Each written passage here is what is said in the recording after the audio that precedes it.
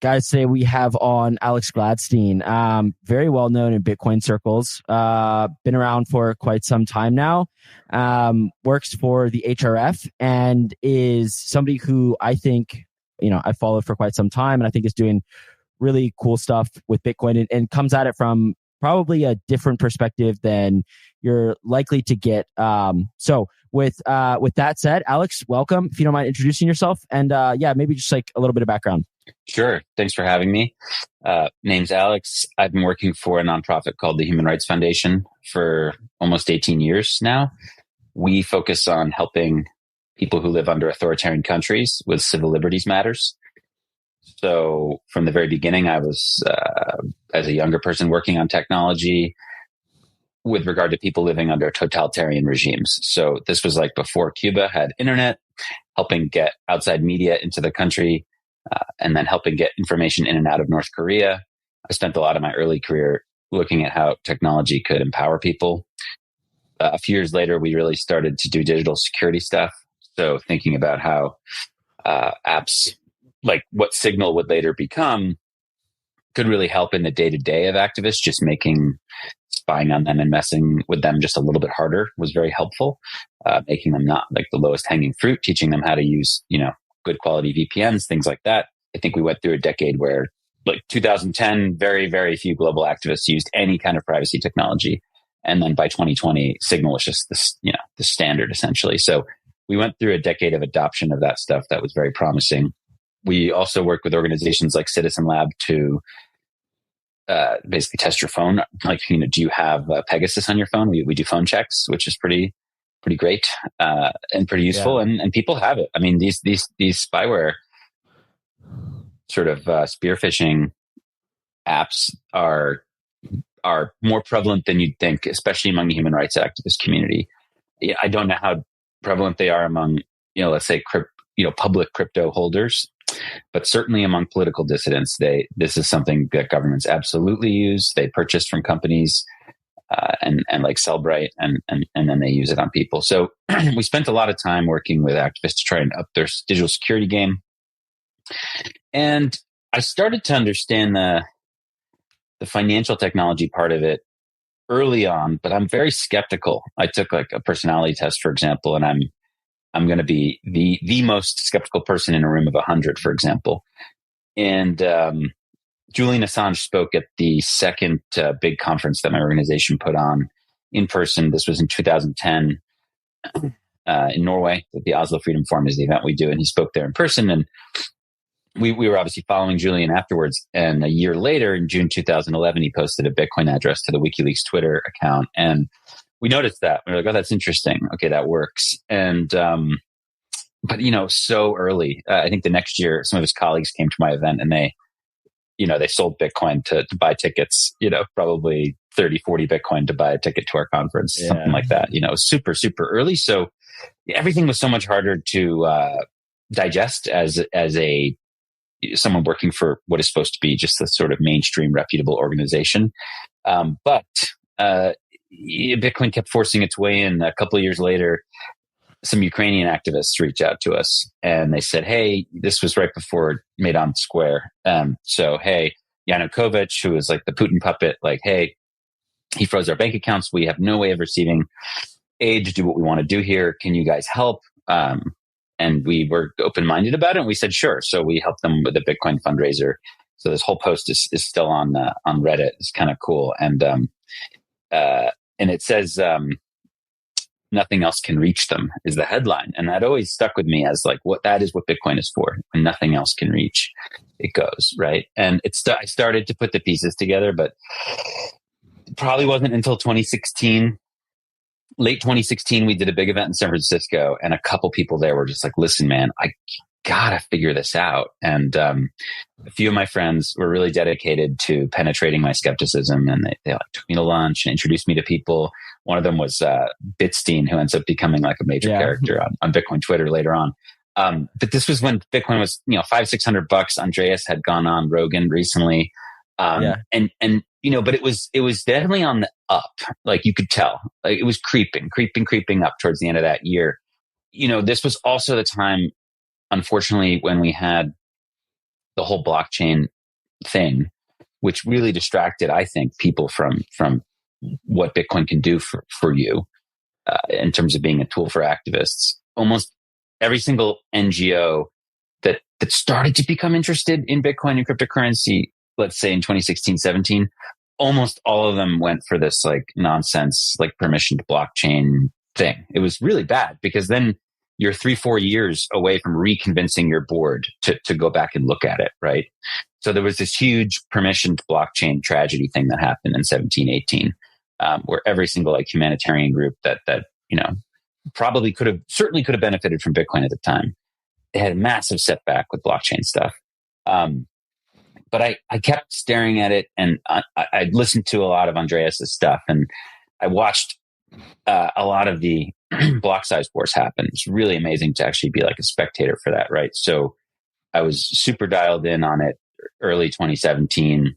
We produced the first workshop for Bitcoin and human rights it was like April 2017, May 2017. And so Bitcoin broke $2,000 at our event. People were going nuts. And the whole time I'd been watching the whole block size war sort of play out on social media, following, a who's who of all these characters. And I just thought it was so interesting. And I was watching so intently because I wanted to know what would happen, would corporate interests and governments essentially win, or would the people win? And I was just watching. And when I saw that the outcome was that the corporate interest lost, I was super interested. And I got much, much more interested in Bitcoin towards the end of 2017. Of course, the price, I'm sure, helped. But the fact that essentially that the big blockers lost was really interesting to me, because on paper, they had all the numbers, right? So I was fascinated by that and decided to really try to go back to my team and ask them to do more. Now, again, at the time, it's like, that was just ICO mania. Every single person was coming to us saying, hey, we have this coin. Do you guys want to work with us? We'll give you a donation. And you have to kind of touch the stove a little bit and burn yourself. Because we don't know, we're human rights activists. Like again, I didn't come at this from Wall Street or computer science. I came at it from a human rights humanitarian background. So of course, when someone's like, oh, Zcash is private money, I'm like, oh, that's awesome. Or like Filecoin, it's going to like decentralize storage on the internet. I'm really excited. I remember listening to this show in 2017, I think, with Naval and Tim Ferriss, and they're talking about these things. And I'm like, oh, this is so rad. Right. So, but I'm very naive, right? I don't know. So I'm not coder. So it takes me a long time to work through all the bullshit and work through all the nonsense and figure out sort of what was actually happening there. I would say by early 2018, we as an organization decided we had accumulated some Bitcoin because people had been buying their tickets to our event for a couple of years. And it was actually an interesting point of conversation for our board. Like, what do we do with it? And I was kind of like, let's not sell it. Like, let's be careful with it. Let's use it. And they decided to spend it all and, sell it all. And at the time I was like, you know what? It's fine. We're not a hedge fund. We're a human rights group. Yeah. It's going to go to good action. I have no problem with that. But that's when I basically pitched the idea of sort of creating a longer term strategy, as we entered the bear market, of like, hey, like, let's think 5-10 years out. Let's start thinking in Bitcoin. And we started to put together Bitcoin programming in a more robust way. Pandemic kind of was right in there as we were building it up.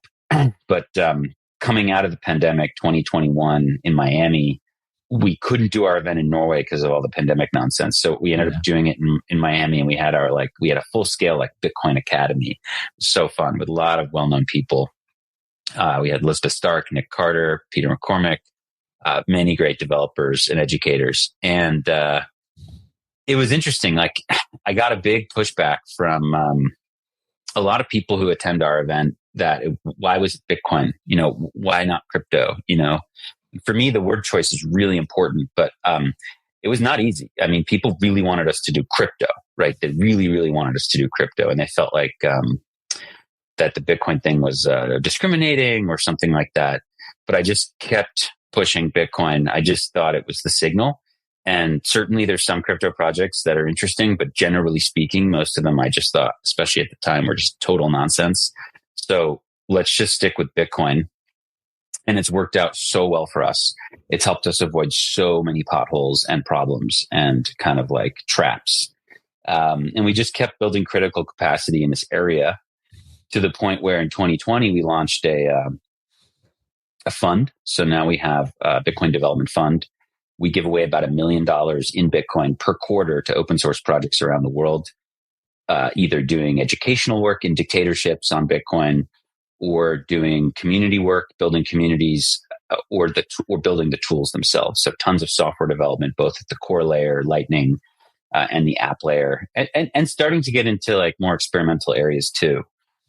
So, today we have a fully fledged, we call it a financial freedom team now. I've tried to be smart about, because Bitcoin again is pretty exclusionary, right? In terms of most people interested in crypto is a much larger pool than the number of people interested in Bitcoin, right? So trying to be smart about it.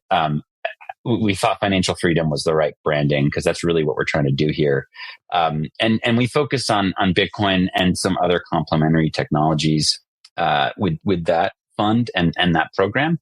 But it has like 8 full-time people. We have a weekly newsletter that I think really kicks ass that shows financial repression around the world and shows how people are fighting back.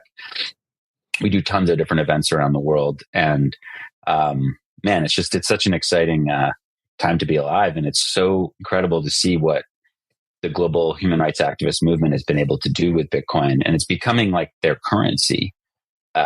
Just whether you work in Russia or the Middle East or in Latin America, like this is the currency of activists. They're really starting to understand that this is money that dictators can't stop. And that's the tagline for our program, basically. So that's the story arc of how this all came to be. And, I have to just credit Bitcoin and the focus on it for helping us get here. If it had been a crypto program, there's just zero chance we would have the same focus, integrity, or impact.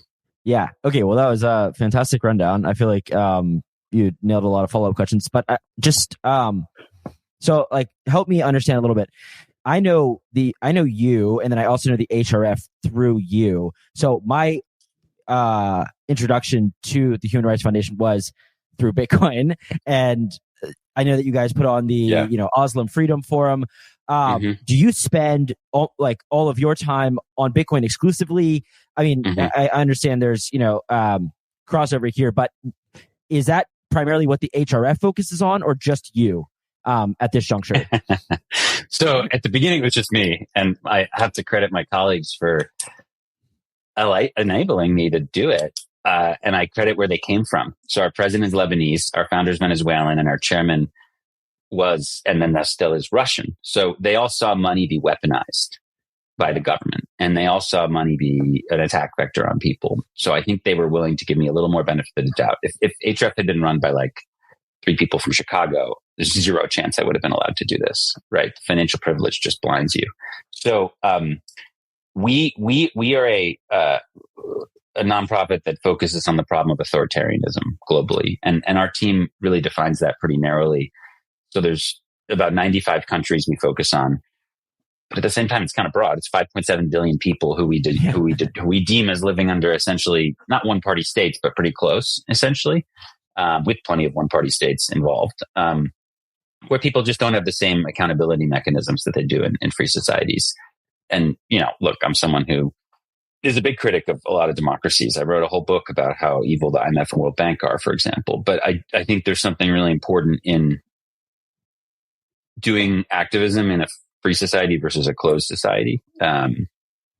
Basically, look at the United States with all of our problems. There's like tens of thousands of nonprofits that operate outside the government. You can make fun of the government for a living on television. You can sue the government for a living as an activist to get, sensitive information. I understand there's been a lot of victims along the way, but generally speaking, these are things that people in most countries can't ever dream of, right? So there's a big difference. And what happens is structurally, philanthropy goes all into the free countries. And the reason why is very clear when you think about it. Philanthropists who get rich in America or Europe or Japan or whatever, or even Israel, they're allowed to pump the money back into their own country and to do human rights work in their country or their area where they grew up, right? Meaning there's not going to be like a reprisal on their family. right? If you're in Hong Kong or Saudi Arabia or Iran or Russia and you're wealthy, you're a billionaire or whatever, you can't fund the opposition. Like your entire family will get arrested. And that's what's happened. So what's happened is a structural deficit where if you look at human rights world, let's say, every year there's about $1 billion of spending. We'll just call it that. It's roughly something like that. More than 90% of it gets spent inside countries that are already pretty free, like let's say liberal democracy. It gets respent in the 10% of the world that's the most free. And you have the other 90% of the world fighting for scraps, to the point where, like, for a Chinese human rights group, a $10,000 grant is like a huge deal. There's just so little money being spent on human rights inside dictatorships. So I think our mission is really important because it addresses that deficit. And at the worst case, we're just super complementary to everyone else, because at the end of the day, most of the other groups in the space, have a kind of a bigger focus on the US or Europe, etc., and less of a focus on Chad, or, Bangladesh, or, a country like, West Papua or something like that, The Gwart Show is sponsored by Ellipsis Labs, who I've known for a few years now. They're one of the strongest teams I know in crypto. Ellipsis Labs is a small engineering team with a flat structure. They build complex systems, primarily in Rust. For engineers who like challenges, here's the kind of problem they solve. A layer 2 blockchain needs to maintain 100 million accounts and generate a state root after each transaction batch. The root must be built within 50 milliseconds. How would you design the system to ensure the root construction is fast enough? High-performance challenges are core to Ellipsis Labs' mission as they build modern crypto finance. They believe finance needs more than an upgrade. It needs a complete rewrite. Success of their first product, Phoenix V1, speaks for itself, doing over $70 billion in organic trading volume. Now Ellipsis Labs is building Atlas, the blockchain purpose-built for verifiable finance. I like them because they're unique in this space. They have a long-term focus, they work in person from their New York City headquarters, and they're here to build products that fundamentally change the world of finance. If you want to learn more about their open roles, go to ellipsislabs.xyz/careers. What are you focused on right now? Like, what are some of the things you're working on recently? And yeah, obviously, like how that relates to Bitcoin and freedom technology and so on. But like, maybe in the past year or so, like what have you been working on specifically to give the audience a better understanding of like what you do on a day-to-day basis? Again, me day to day. So I kind of have three hats I wear at HRF. I'm in charge of fundraising, I'm in charge of marketing, and I'm in charge of what I've grown to be the financial freedom team, where again, we have a full team of 8 people who work full time on Bitcoin stuff globally. I support the rest of my organization. I help market what they do, and I help raise money for what they do. And they are focused on, again, authoritarian regimes. So, high interest would be transitions, but also, ongoing highlights of repression. So Syria is really interesting to us right now, as a country that went from having this insane dictator to, not a dictator, to a government that seems to be somewhat meritocratic, somewhat democratic, somewhat open, somewhat progressive, is fascinating to us, obviously. So transitions like that are things that we look at. And, big picture, we also will look at, what is Russia doing? What is China doing? Sadly, now, what is India doing? So there is a bit of a geopolitical look that we have, but our work is really grassroots. I mean, that's what we spend our time doing, is supporting individuals on the ground in these countries. How can we help them? So our programs are really designed to help individuals. We believe individuals change history, and that's what we focus on. So for example, our conference is based on individual talks on a stage by people doing amazing things that then you can connect with during the coffee breaks or whatever. We have fellowship programs that aim to give these activists who usually have no opportunities and no money and no funding, the same level of attention that a Silicon Valley CEO would get in terms of life management, diet stuff, meditation, psychedelics, trauma experiences, how to defeat trauma, how to fundraise, how to market, all these things. So we have fellowship programs that really try to bring them up to the next level. We do some grants and some micro grant activity to help them out with different projects. And we really try to connect them and get their story out through our network of people who want to help them. So we're kind of like a vessel for people in the world from different industries who want to get involved in the fight against tyranny. And, the way that I feel I can be most effective at that beyond any work I do at HRF is Bitcoin. I mean, I think that Bitcoin is out there helping people under dictatorships today where no alphabet soup organization is able to do it, right? Well, whether it's, Sudan, or Gaza or Burma or so many other forgotten places that aren't even covered in the media. You have places where Red Cross can't get in because of reason X, or it's too repressive, so nobody can get in, like North Korea or whatever. But like the point is, in all of these cases, Bitcoin finds a way in, and it can be used by anybody. I mean, Iran is such a good example. It's very hard to work in Iran as a nonprofit abroad. There are all these rules, there's sanctions. It's very difficult. But Iran has a thriving Bitcoin community, and people are using Bitcoin at a high level there. And in fact, one of the people I've learned from is a guy named Zia Sadr, who's an Iranian Bitcoiner, who's a developer. He was very focused on promoting Samurai and promoting Whirlpool actually inside Iran, because it's very important there. And he was actually detained and like disappeared during the Women Life Freedom protests a couple of years ago. So we didn't know where he was. Like, it was crazy. And then, he got let out, and now he's back to doing what he does. But pretty amazing guy. I was actually able to go on the show a few days ago, which was pretty cool. But here's somebody who's inside an authoritarian regime, translating works into important, usable both theory and practice works about Bitcoin for an audience that really needs it. Like, their currency has completely collapsed, hyperinflated. They're usually pretty cut off from the international financial system, and bank accounts are intensely monitored to the point of where they now have AI. And if you're a woman in Iran walking around in a city and you don't have your hijab on correctly, you get like auto fined.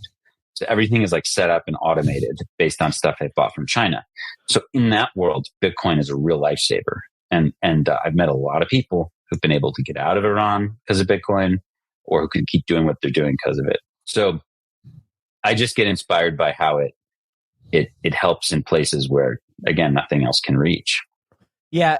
When you talk about, sort of your advocacy for Bitcoin, just help me understand, do you primarily view it as, okay, the ability to, send some Chinese, human rights activists $10,000 in a, censorship resistant way, or, and not that these aren't complementary in a sense, but, or are you more thinking of it in, can we start circular economies on the ground that primarily use Bitcoin? And yeah, you could just run with it. But like, when you think of it, like, how would you explain that? I would say it's like an ideological stack, right? It's not just sending money from A to B without paperwork is part of it. That's obviously wonderful, but stablecoins do that.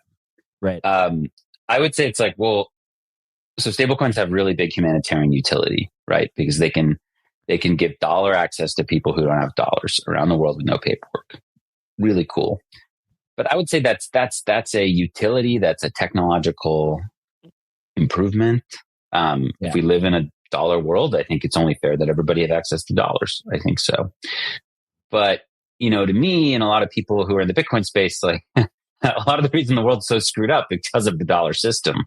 And it's because of essentially the dollar hegemonic system and the way that 4% of the world's population get to make the rules for everybody else is part of the problem. So the idea of just sort of extending the current system through, essentially these tokens that don't require KYC, that is the value prop for stablecoins. Like, if stablecoins required like a face scan, they would lose massive amounts of their value. I mean, not all of their value, but they would immediately become completely useless for like the entire, I like to use the word global majority, like meaning what used to be called global south or third world, but like basically the place where most of the world's people and most of the world's resources and labor are, right, is the global majority. So it would immediately become basically useless for them.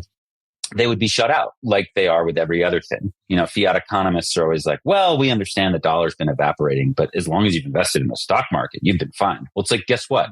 Like, most of the people in the world cannot invest in the U.S. stock market. They don't have access to NVIDIA or Apple. Their way of saving is in sheet metal or cattle is the case for most people in the world. Like, you're either saving in sheet metal, cattle, or these stacks of totally worthless paper money. There was a story the other day of people in Malawi right now are saving in goats. So it's like, we're talking about a technology upgrade, a savings technology upgrade from goats to Bitcoin. I mean, imagine having to like fucking sell your goat. Like, it's just the whole hassle and process. And obviously it can't teleport, and it could get hit by a car. Like, there's all these different things. So all these people now, and I went to Malawi and I met a bunch of Malawian Bitcoiners who had read one of my books. It's so crazy. But this is all happening around the world in an unstoppable way. It's just every day more and more people learn about Bitcoin and want to get involved in it.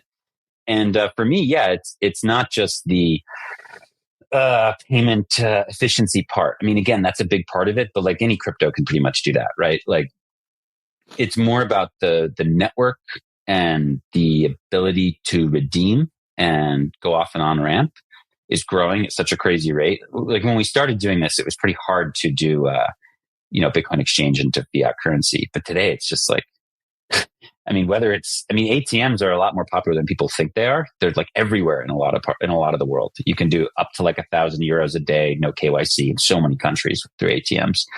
But if not that, there's these services like BitRefill and Machankura and Azteco, where like in vast swaths of the world, you can just live on Bitcoin. And whether with BitRefill, you can buy your mobile phone minutes or your gasoline for your car or any technology you want or anything on the internet. Or with Azteco, you can just walk into a store and just walk out with cash just from a Bitcoin voucher. We're talking like large parts of the world now where they're big countries where you can just live on Bitcoin. And whether you use services like that or in Kenya, Costa Rica, and now Brazil, there's like these neat little on-off ramp tricks where you can just live on Bitcoin and you can pay any merchant through a QR code and they receive local currency, but you can just spend your Bitcoin wherever you want on the country's dominant mobile money thing. So we're trying to build a global P2P marketplace where people are completely liberated from the current system. I mean, that's really what human rights activists need.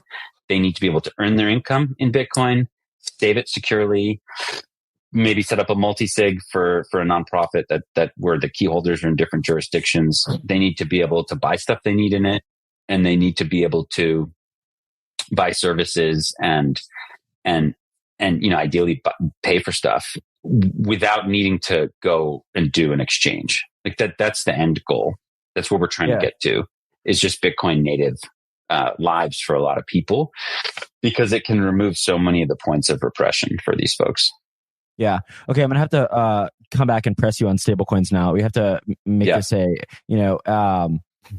not look too biased. One of the like very strong arguments, especially early on with Bitcoin, was that it was, the only really easy way to transmit money across the world. And it was, especially at the time, relatively low cost. It was used as a medium of exchange, Silk Road, all of these, initial understandings of Bitcoin, which to be clear still exist, but in many ways, stablecoins have supplanted one of the obvious value propositions, right? And I'm curious, like you go to Malawi, how do you sell somebody, or maybe even a more poignant question, should we be, right, the collective first world who may have the privilege to save in Bitcoin, should we be trying to sell somebody on saving, earning in Bitcoin when they're subject to a high degree of volatility, and for now they can transmit dollars on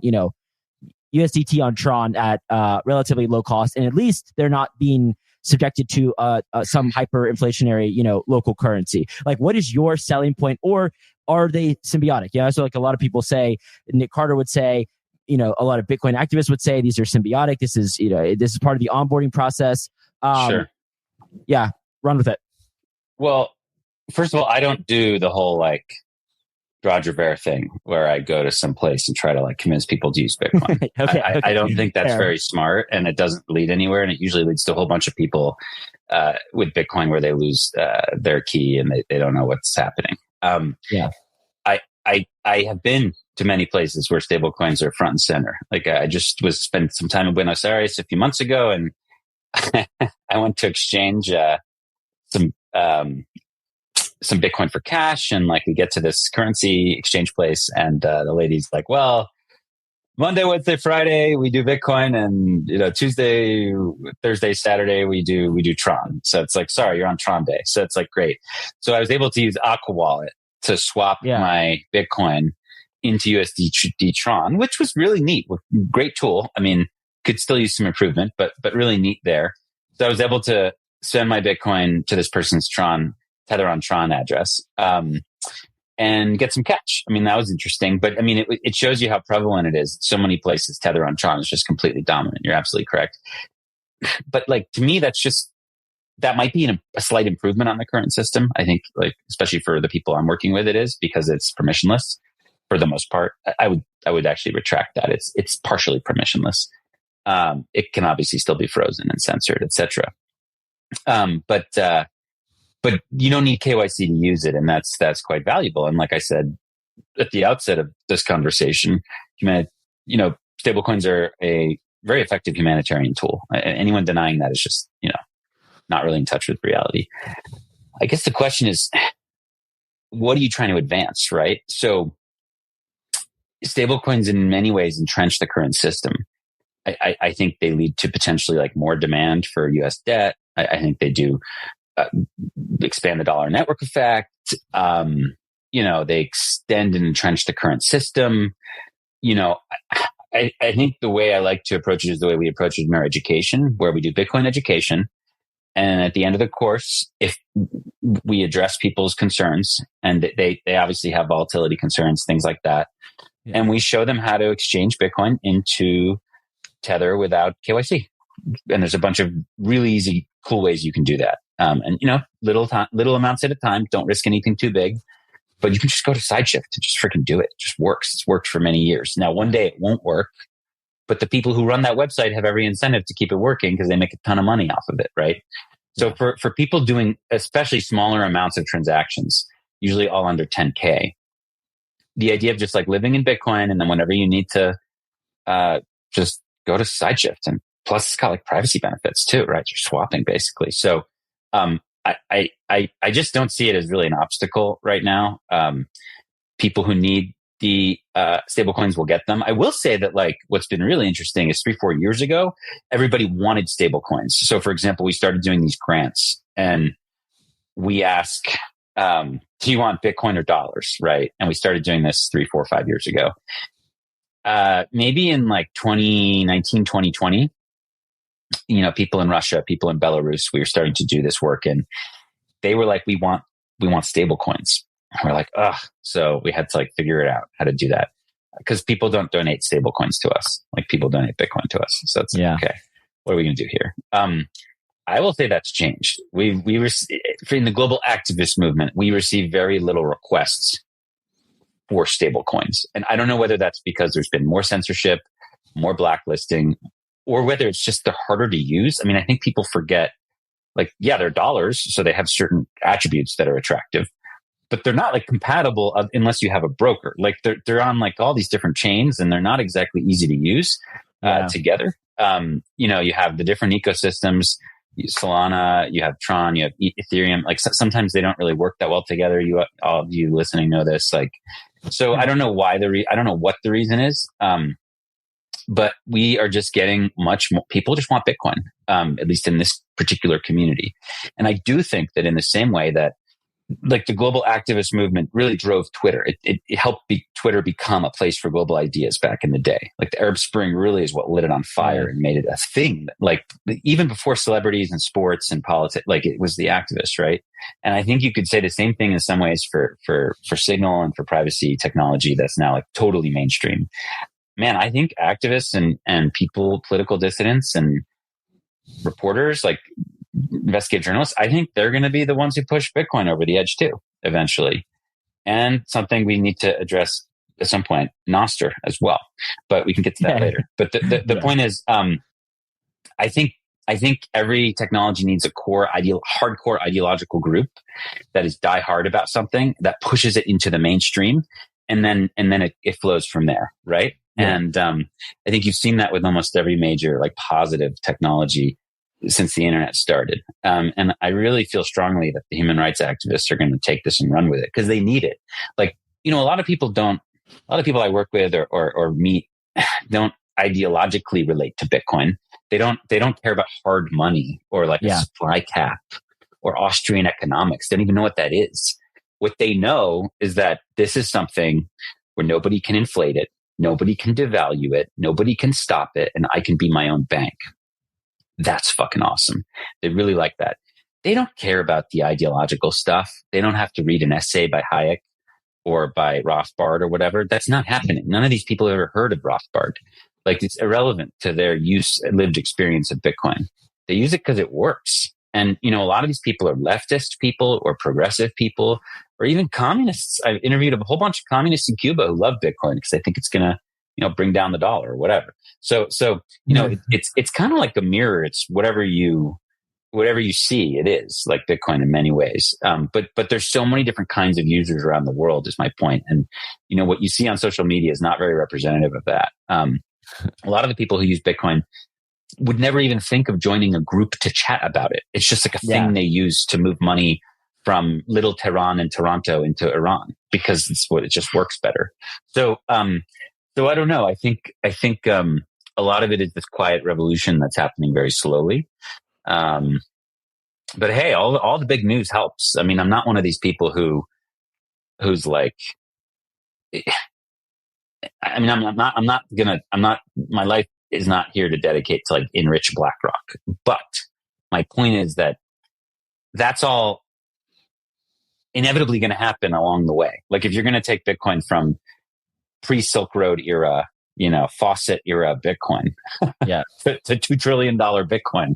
Well, guess what? Like all the big bad actors are going to adopt it along the way. And then we're going to go another similar distance from where we are today or where we are in 10 years. And it's like, guess what? Yeah. Like every single financial institution and government is going to adopt Bitcoin along the way. Like that is what we're in fact counting on because then it makes it impossible to kill or ban. So it's been interesting to watch all the adoption stuff happen, starting kind of with El Salvador a few years ago, and then kind of moving forward to now is like, like, you know, this is what was going to happen. There's a great essay written by my friend Alan Farrington called Wittgenstein's Money about like, it makes you stop and ask like, well, what would it look like if it did look like this money went from zero to like, you know, whatever world reserve currency? Well, it would look a lot like what's happened with Bitcoin, right? So, you know, I'm of mixed feelings, of course, about a lot of the adoption stuff, but we're not going to live in this world where we get cool, like neutral, open freedom money for everybody and everybody accepts it. And like the banks don't have any. Like, no, that's not going to happen. Let's be real. Like, oh, the government doesn't have any. No, that's not going to happen. So I think you just need to recognize that these like big bad adoption moments are part of the evolution of the thing. Like it's just what's going to happen. So it's been interesting to watch, but look, we remain day to day laser focused on helping human rights activists use it, and they don't ask the same questions. Like if it's like my friend I'm having brunch with in America, they're going to be like, "Oh, Bitcoin. I don't know. I heard it's like bad for the environment or bad. It's good for criminals or whatever." But when I talk to a dissident from an authoritarian regime and I tell them that, "Hey, have you heard of this thing? It's like money governments can't control." They're just immediately interested. Tell me more. I'd love to learn more. How do I use it? How does it work? So again, the financial privilege piece is pretty important there. Yeah. Okay. I want to come back to you mentioned privacy. Mm-hmm. Bitcoin privacy currently, well, it's pseudonymous. There's ways to make Bitcoin more private. You know, people push Lightning. Where are we on this path? Right. I think this is another, I'm steel manning other sides. I don't know how, if I'm steel manning hard enough, right? I don't know if I should be more caustic, but I think it's a reasonable question, right? Like, and there are, and to this point, there are other currencies, Monero being one, Zcash. These don't have the privacy set of Bitcoin. Interestingly enough, like we saw last week, North Korea is putting a lot of their stolen Bybit hack into Bitcoin. And the reason for this, and the reason this happens every time, is because there's a massive privacy set. Now, not to say we condone that behavior, but there is validity to that point. But in terms of practical privacy for individuals, Lightning's kind of cumbersome. The way to do that in a private manner is a little tricky. Like, where do you view that? And also, I mean, is this, in your mind, is this something that we really need to get right soon? Well, I think what's really interesting about Bitcoin privacy is it's on a spectrum in terms of size of transaction, right? So the people I'm working with are not trying to launder $1 trillion or to move $1 billion or to even move $10 million. Yeah. They're trying to move $50 or $300 or even $1,000. And Bitcoin's really good at that level for privacy. For sure. Like really good. Like first of all, the thing we teach at the beginning of all our classes is no KYC ever. Never KYC. Never KYC anything. If you're never KYCing, well, they can't because it puts your name and phone number into a database that your government can look at and come and arrest you. Like the very reason why Bitcoin makes a lot of sense as a donation tool for nonprofits is when we give to somebody in Egypt, that person has to file the same paperwork for Uncle Sam as they would whether they get Home Depot stock, euros, dollars, Bitcoin, doesn't matter. So on our side, we're accounting for it fully. But on their side, if they get a bank wire from us, it has to say inside of it, Human Rights Foundation. They're going to get arrested, or at least detained and questioned. If they get Bitcoin from us, the government has no freaking idea. They open up a fresh wallet, they accept the Bitcoin.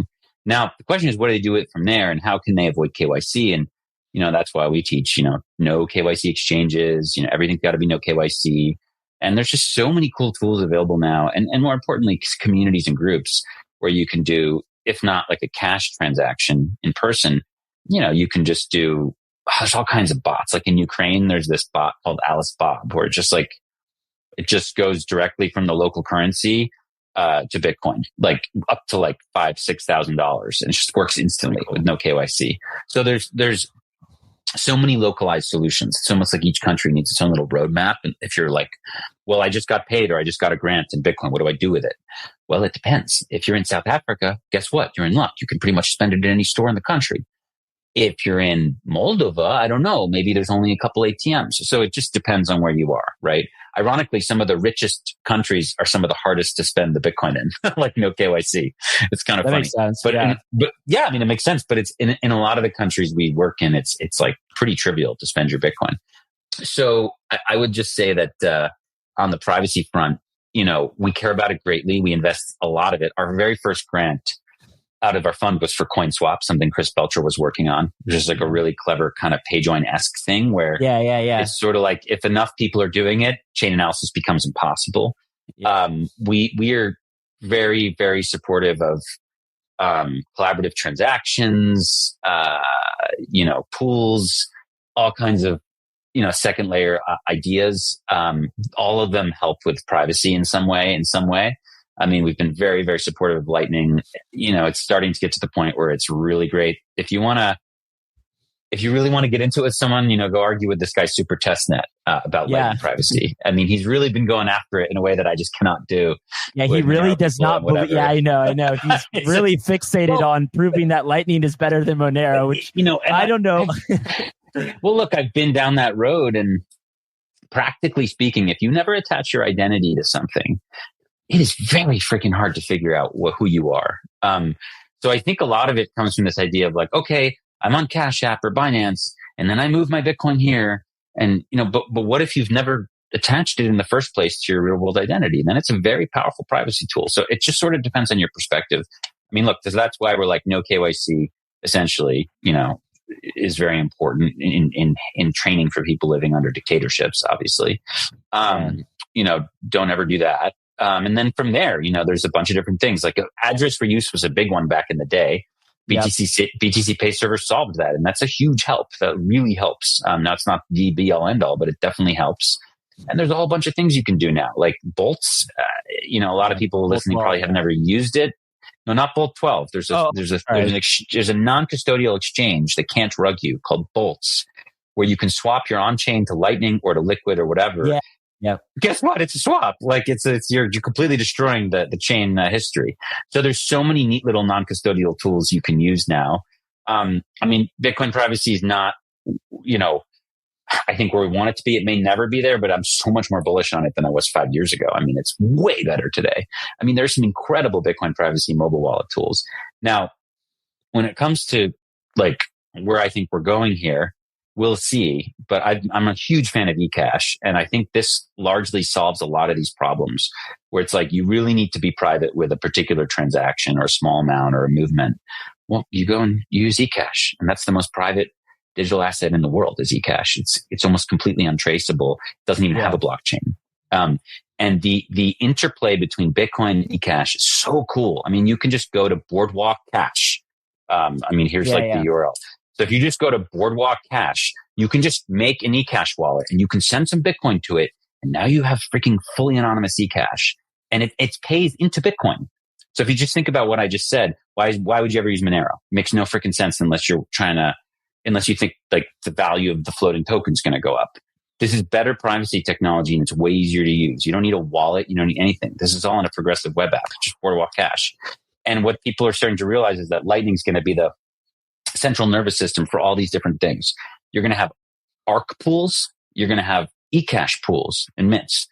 You're going to have space. You're going to have side chains. You're going to have things like Liquid. You're going to have all these different kind of trade-offs you can make as a Bitcoin user to go into something that gives you a little bit more, right? A little bit more something, a little bit more, a little bit cheaper, a little bit faster, a little bit more private, whatever it is. You're going to make that little trade-off, and you're going to trade off security for that. But the number of options that I'm seeing flower and blossom today is just very exciting. So I'm keenly aware, obviously, of the risks people take and how we need to deal with Bitcoin privacy, but I've just never been more bullish on it. Yeah. Okay. You were talking about ecash, Lightning, ARC. Mm-hmm. There's also been, a lot of discussion, especially in the past year or two, about scaling and improving Bitcoin for scaling purposes. I know you take, mostly what I've gleaned from your Twitter. You're pretty ardent Bitcoin maxi, I would say. And I think that from what I can tell, and it makes sense, right? You want Bitcoin to preserve all of the properties that you value it for and the people you work with value it for. So any, dramatic change, I would say, and you're probably going to look at that with some degree of skepticism or concern. I don't know if the HRF takes any development views, but have you been following the sort of, I'm sure you have, the debate on, upgrades, opcodes. Does any of this interest you? Are you against anything in particular? I'm kind of curious, this new Bitcoin season 2, I guess. That's what are your thoughts on this? And maybe more importantly, with regards to what you do, I'm getting a different angle here. I'm not talking to Udi and Eric. I can talk to them when I want, right? I'm talking to human rights activists right now. Where do you kind of fall on the spectrum? Well, to your point, look, there's an interesting maxim. I would encourage people to think about it. I think it's from my friend Ben Sessions. I'm not sure where it originally was credited. But if fiat money is where government prints the money and crypto is where anybody can print money, Bitcoin is where nobody can print money. That's just the way I think about it. And, I know a lot of libertarians are really into crypto because they're like Milei. He's a great freaking example, the president of Argentina. He doesn't understand Bitcoin at all. I can guarantee you this because I've spoken with his advisors and I was down there and he loves anything that the state doesn't control. So he just, to him, anything that's private money, he loves. So I would say Bitcoiners occupy this interesting space where it's not, we're clearly not fully libertarian because libertarians would be all for the free market and just go for everything, right? There's a little bit of a progressive streak to Bitcoiners where we're like, no, nobody should be able to print money, right? It's just sort of an interesting third space that we occupy. But to your point, when it comes to the evolution of Bitcoin, I'm very open-minded. I don't think ossification is ridiculous. Bitcoin's not going to ossify. It's always changing. I think the question is just when it changes, how it changes. I don't really think it's HRF's role to push for any upgrades. I see a lot of promising stuff. We're going to be here to support research. We supported Roll-Up Research years ago with John Light. I think it's an awesome resource. I've read a lot of his stuff. Yeah, but that was something we did a few years ago. Our new one that's coming out shortly is about something that would require a fork, and it would be called cross-input signature aggregation. We really are entranced by this idea because it creates an incentive for Bitcoin users to want to collaboratively transact to save sats, to save money. But in process, they are creating these pools which create really good privacy, basically Bitcoin joins. And I think it would create an incentive mechanism where it's like Coinbase or Binance or whatever. If this gets upgrade, if we get an upgrade, a CISA or whatever you want to call it, SIGAG, if we get this upgrade in the future, you're going to be living in a world where it's like, well, if you're Binance or you're Coinbase, when you go to let's say clean up your UTXOs or whatever you're doing, you are going to do it in a way that is most cost effective because you're a business and you're profit seeking, right? And that is going to be to do a large collaborative transaction that is going to give badass privacy to anybody in that pool, right? So when you go to a court or a judge or whatever, and they're like, well, why did you do a collaborative transaction? You're going to be like, what are you talking about? Because we are a business and we have to save as much money as possible for our users. So in the same way that Lightning, interestingly, I thought, going back many years when it was first introduced, had similar incentive where it's like, well, exchanges, and there's been actually really big adoption of Lightning on exchanges. You guys should look at the River report from the last couple of years that just came out, I think yesterday. Sam Wooters put it out. But, those exchanges are not adopting Lightning for any privacy benefits. That's not what's happening. They're adopting it because of other reasons. But you get this interesting incentive alignment. And that's where I think Bitcoin wins, is with incentive alignments. So if I were to support, in theory, like me personally, I really love the idea of stuff like CISA, where you get an incentive alignment between whether it be security or scaling and privacy. But we'll see. I mean, I'm also kind of of the view that Bitcoin's kind of like an organism. It grows. It reaches a point where it needs to kind of step change, burst through, and it kind of just will evolve. I'm not terribly afraid of this ossification thing, like BlackRock and U.S. government are going to control Bitcoin, therefore we can't upgrade it. I just, I don't know. And maybe I'm being too optimistic, but I just don't really believe in any of that stuff. I think when it's ready, Bitcoin will upgrade to meet the needs of its user base. What are your concerns, to the extent that you have any? Like what are your big concerns? Sure. I mean, well, my biggest concern is the education. I think the massive scaling problem for Bitcoin is not technical, it's education, it's people.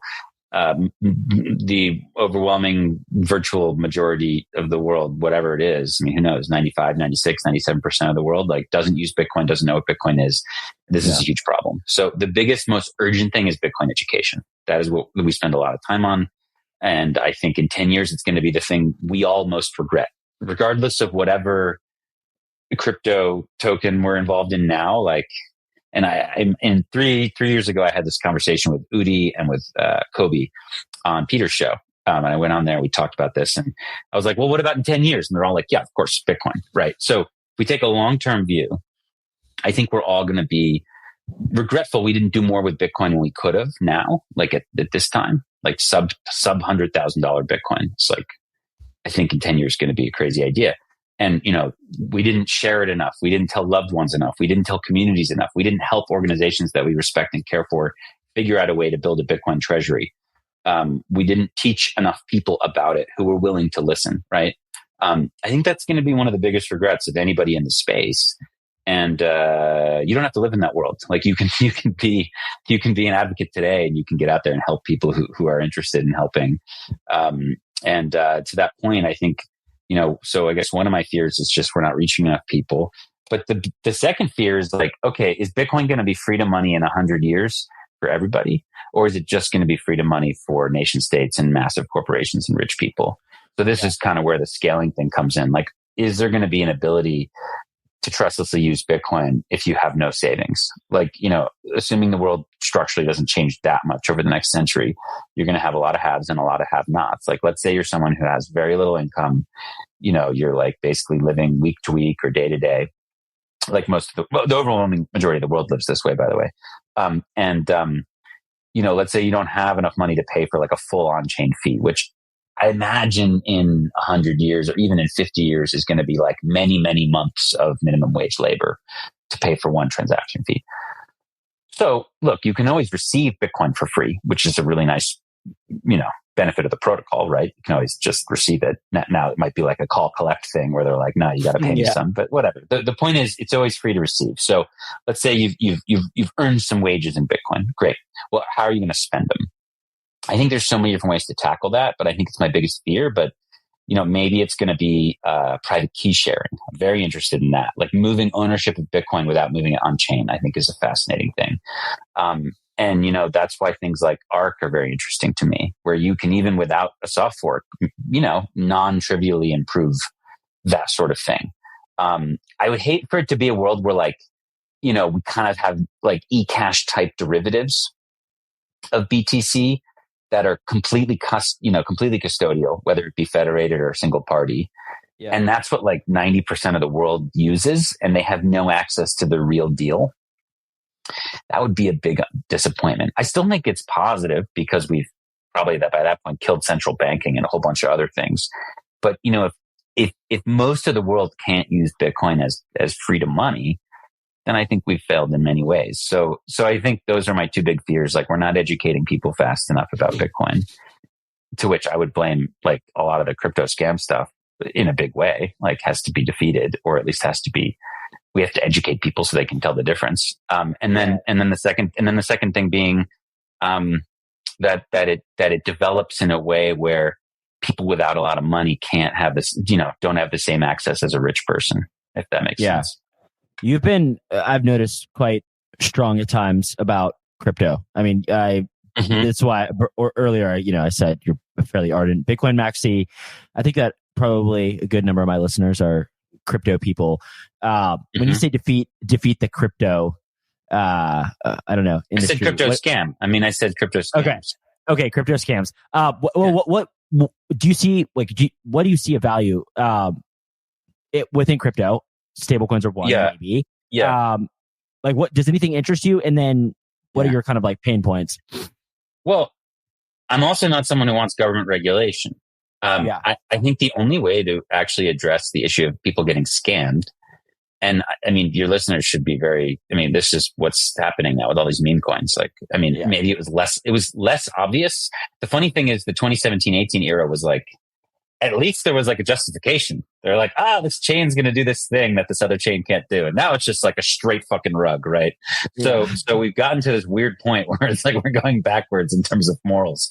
But I don't know, maybe it's better now. Maybe it's just like more clear what's happening. But I think that the only way you can really defeat rugs and scams is through education. That's my ardent belief. I don't believe in government action. And I don't believe that like altcoins or whatever, or tokens or meme coins or NFT, like they're never going to go away because people are always going to want to be able to really collaborate and create stuff. I don't think that's a problem. I think the problem is in people properly valuing and understanding Bitcoin and being able to differentiate that from the rest. And actually, I think a lot of the well-known people on crypto Twitter understand this. They just don't say it all the time. But like, I'd be willing to bet that most of them have a big bag of Bitcoin and they understand what Bitcoin is and they understand that Bitcoin's different. I mean, whether it's like Arthur Hayes will say this all the time. If you read his thing carefully. Yeah. He's like, Satoshi is like the thing, but I'm in it to make money. So I'm doing all this other stuff. So that's fine. So like, but he clearly understands the difference very clearly. And I think most people do. It's just, they don't love to dwell on that very much for obvious reasons. I think if we can get to a point where like it's really clear to the average person that Bitcoin is this unique thing, it's kind of different. It really should be studied on its own in college or university if we still have those. It should be like Bitcoin course, learn about Bitcoin. And then, like to your point on crypto, yeah, I mean, to me, these positives would be testnet for Bitcoin in many ways. Like you can do cool stuff without risking the Bitcoin blockchain. I mean, the stablecoins have been a huge improvement in the current system for people. There's no questioning that. That is not something that I think any of us saw, except maybe Nick Carter, who was like super into it. In fact, he was like, stablecoin, listen. And I remember doing this paper for Cato. John Pfeffer was quite early to stablecoins, by the way. Pfeffer was also very early. But I remember doing this paper for Cato 4 years ago. And I think stablecoins had like a total market cap of like, I don't know when it was, maybe it was longer than that. But I think they had a total market cap of, what is it today? Like 160 billion or something like that, or somewhere around there. So at the time it was like 5 billion. And Nick was like, I think it's going to get to 50 billion. And I was like, that seems crazy.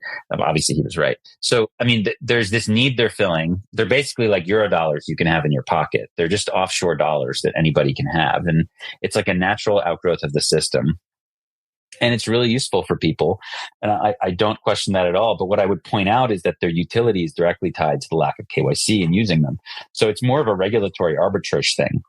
Yeah. In some ways. And we'll see where that goes. I mean, right now you're seeing a new little, ironically, under the Trump administration, you may see this come to a head where, you've got like onshore stablecoin retailers who may want to, or issuers who may want a KYC in some way. And then you have the offshore ones. And I think you're going to have the onshore ones try to argue to the Trump administration that the offshore ones are bad news. And we're going to see who wins out. It's going to be really interesting to watch. But I certainly don't think they're going to play this role forever. I do think that the state, kind of closes that loophole at some point.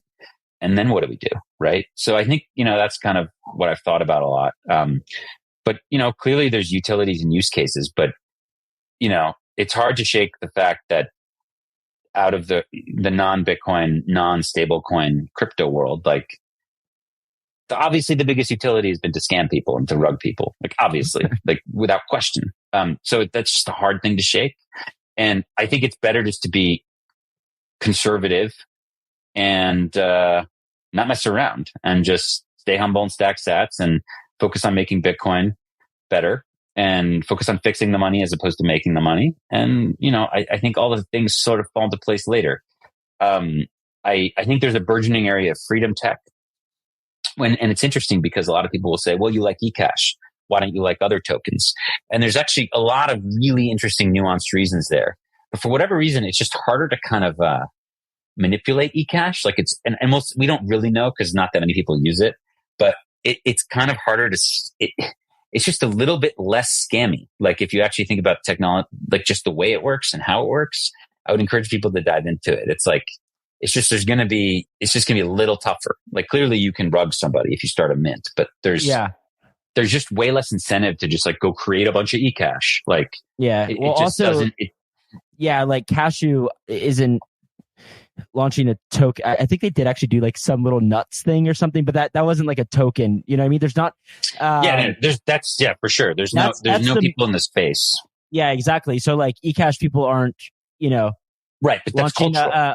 Right. Yeah, exactly. Yes. And so I'm agreeing with you. Like ecash people aren't like launching a security token or whatever that is at some point in the future going to, derive cash flows from the, transaction. Like that's not how it works, right? Like at least not for the time being. So I would generally agree. And, the maxi projects, if you will, right? Like the more Bitcoin maxi projects, maybe they haven't been insane VC investments, but they're like, there's a reason for that, right? They're not like highly extractive. They're not launching tokens. Like it's just been a different cultural thing. So yeah, there's some exceptions, I would say. No,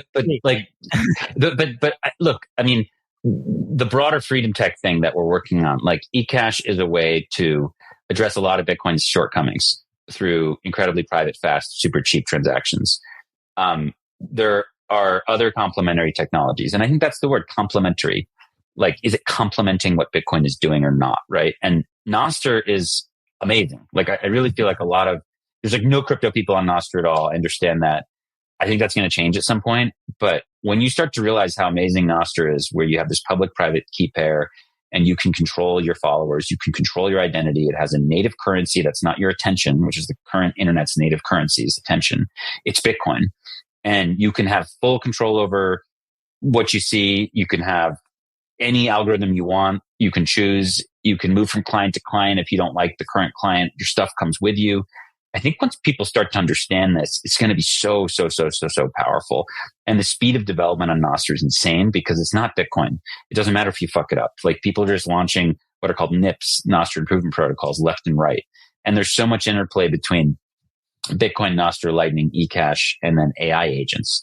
I mean, these AI agents, like what do people think is going to happen eventually? Like, are AI agents going to want to be paid in Tron or stablecoins? Or no, they're going to want to be paid in Bitcoin, the native currency of the internet. So it's like, we're kind of headed in that direction. And I'm just excited for more crypto people to contribute to Bitcoin. I think that's a nice way to maybe get to somewhat of a conclusion here is like, yes, I'm an ardent Bitcoin supporter. I'm pretty critical of token projects for different reasons, mainly because I've seen so many people get burned on them. I understand if I'm a little harsh on that. I also think that the way they're created is not ideal for a lot of different reasons. And I think Bitcoin is human rights activist money for all of the reasons in terms of how it was created, how it's designed, what it does. But I would love to see, and I'm so excited to see more crypto people come into Bitcoin. We've done some things with Starkware. We did a few years ago. We teamed up with Starkware to do this roll-ups research project. We're going to do more with Starkware soon. I think they're awesome, and they're going to bring a lot of amazing talent to Bitcoin. I think that so many designers and UX people and engineers that are working in crypto have so much to contribute to Bitcoin. I'm so excited for them to come in and help.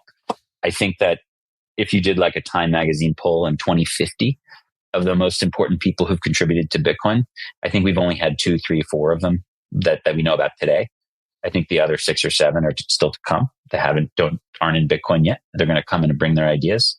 So I'm really excited about that, and I'm really happy to do whatever I can to try to engage and see what folks in the crypto community can bring to Bitcoin. I think it's very exciting, in an authentic way. Not this sort of like L2 Bitcoin season. No. Like the real deal, right? So I think that's something I'm very, very passionate about. Awesome. Well, this has been fantastic. Also, you've written 1 or 2 books. So I co-authored the Little Bitcoin book 5 years ago. And that's done pretty well. It's gone around the world. It's been fun. And then I've written 2 books on my own. One is Check Your Financial Privilege, which is the kind of stories of Bitcoin adoption from around the world. And then one is Hidden Repression, which is kind of a historical look at what the IMF and World Bank are, why they were created and what they do. And and why I think Bitcoin really is going to disrupt that in a big way. And so folks can check those out. And we have all the things we do at HRF, at least at hrf.org/financial freedom. You can see like all the different programs and activities we run. But I think regardless of what you're doing in the crypto industry, it's not a bad thing if more and more people are involved in Bitcoin. That's for sure. Yeah. It's kind of like the lowest common denominator at this point, I think. I think there was a moment where it was like people were like, screw Bitcoin, let's leave it behind. I think people are realizing that that's not going to be the case, and that Bitcoin is going to be at least part of the future for whatever they're doing. And I'm glad to see that. And again, I think we're going to bring in a lot of cool energy to Bitcoin through that. Awesome. All right, Alex, great work out there. Keep it up. Thanks so much for coming on. Really appreciate it. My pleasure. Thanks for having me.